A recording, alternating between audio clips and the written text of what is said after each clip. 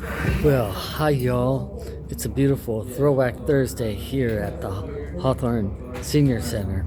And if you've been following me, well, uh, I'm able to watch the whole fantasy movie Camelot via a, a website I learned about at the Inglewood Library. It's called Canopy.com. I mean, but this month they have like a lot of fantasy films.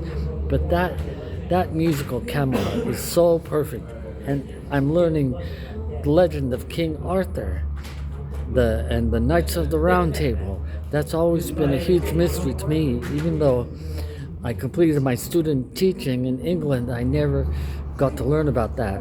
I mean, it really is a fantasy adventure like no other. And since we're talking about fantasy, I want to introduce this book, The Odyssey by Homer. It is a cliffhanging action adventure movie like no other. I am told that they made this into a student film. I mean, an epic student film, but I never got to see it in school. And when I was in high school, we had to read this awful book, Moby Dick. What an awful book that was. But The Odyssey by Homer is a fantasy adventure like no other. It is the story of King Odysseus.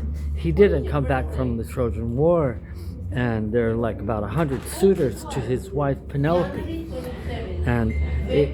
But it's just an adventure fantasy like no other. When I was on Instagram, I'm no longer on there.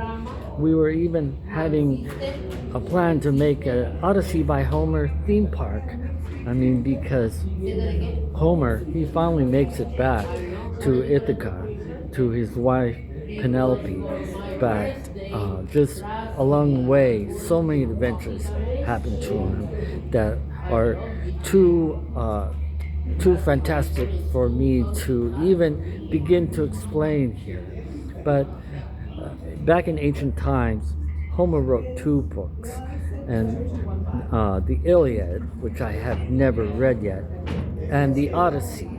But this book is just like no other, and this book is actually illustrated too.